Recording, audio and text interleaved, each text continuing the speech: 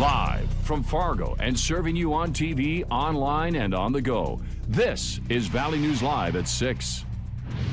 I don't know how the heck they're getting bed bugs. Yeah, I mean, I did laundry one day and I found one on my laundry when I was bringing it up.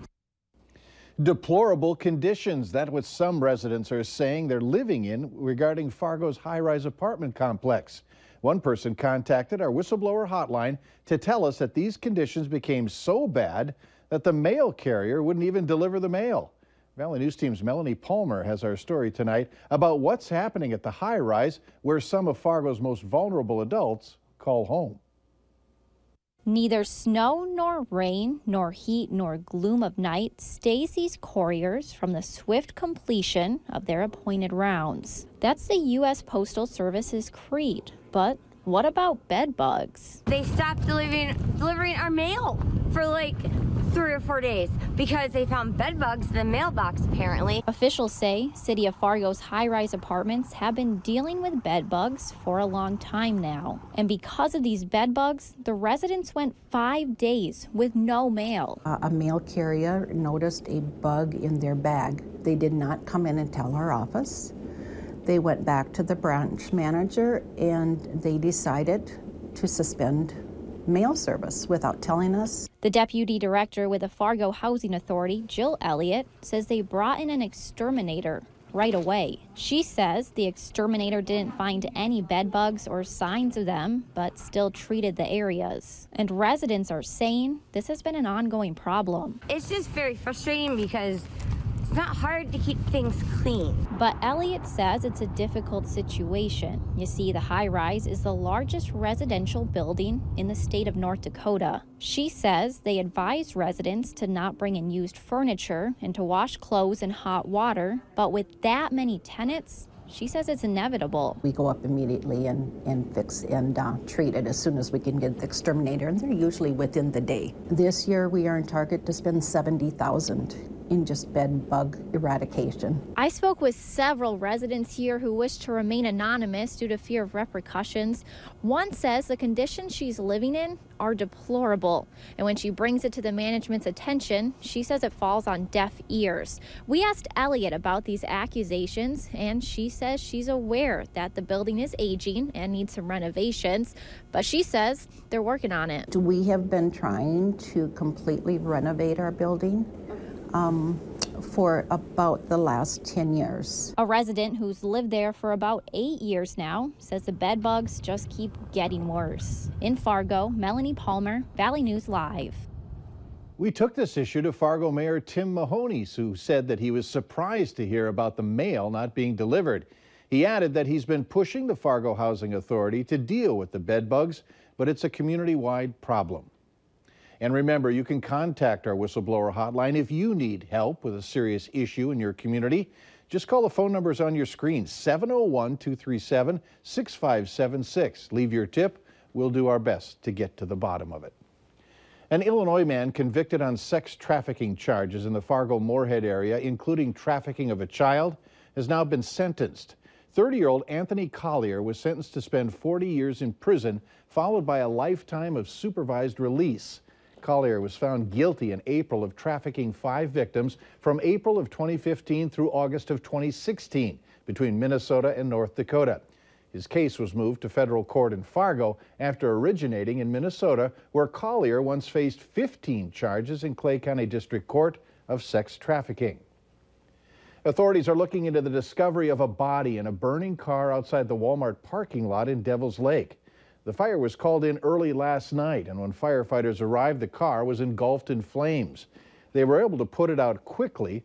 Devil's Lake police are leading the investigation along with the state fire marshal. A fire official declined to comment on whether that fire was accidental. No one else was hurt.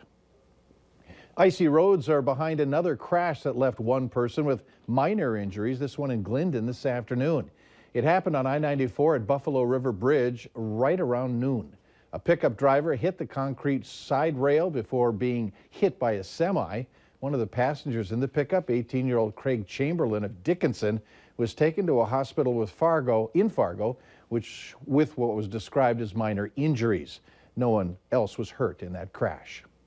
Colder temps have taken the place of yesterday's snow, and we're not done dropping by a long shot. Let's first check out tonight's forecast. Hutch joins us for that.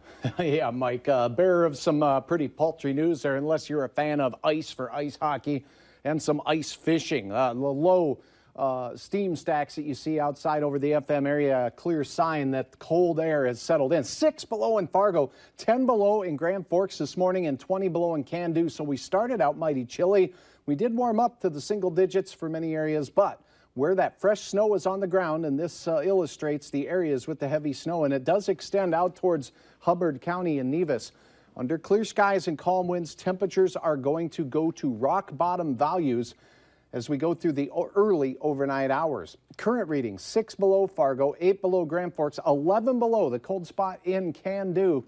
Mighty chilly tonight. Temperatures slipping tonight during the early overnight hours between 10 and 15 below in many areas with fresh snow that's been deep. Then as we go towards the morning hours, some good news to tell you about. It warms up, but that comes with a few hiccups, and I'll explain in a few moments. Always worry about those hiccups. You got to worry about them. All right, thanks. And make sure you have the Valley News Live Storm Team weather app so you can keep up with the weather anytime, anywhere.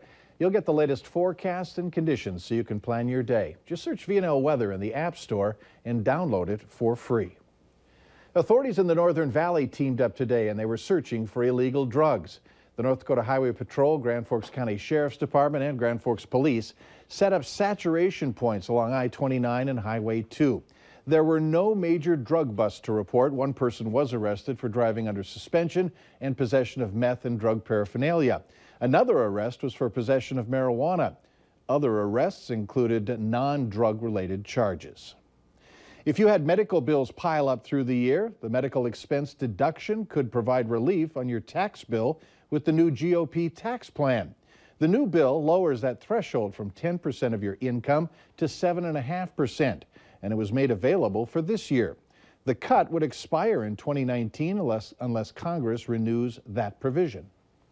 It's one of the few pieces in that bill that's effective for 2017 tax year. So if folks have gone through 2017 with exorbitant amounts of medical expenses and issues in that rate, this is an area where they can get some help. For 2 years, it's actually a better program, but then it goes away. And so it's a very short-term relief. Both Godfried and Dr. Meeker also expect tax changes to affect the state's insurance market. A new monthly survey of bankers suggests the economy remains weak in rural parts of our county. The overall economic index for the region that includes rural North Dakota and Minnesota is at 47.8%. Any score below 50 suggests a shrinking economy in the months ahead. Bankers, a number of rural areas across the region, were surveyed. Experts say low commodity prices and concerns about trade continue to weigh on the economy in the rural areas. It may feel like North Dakota is growing at a rapid pace, but actually new data says that may not be the case. The U.S. Census Bureau says North Dakota's population shrank slightly over the last year after several years of growth. According to a census estimate, North Dakota's population was estimated at 755,393. That's down 155 from the same time a year ago. The state's population grew as the Bakken oil boom peaked. North Dakota was among a handful of states that saw population dip. According to a North Dakota Census Office manager, Kevin Iverson, figures suggest some young adults who moved into the state may have left. The state's population is still near an all-time high and has grown by an estimated 83,000 residents since the 2010 census. Teddy Bear has struck again. Now, we don't know much about him, but we do know that he's very generous. Details still to come. Up next, conditions were right today for crashes. Some friendly advice to protect you and your bumpers.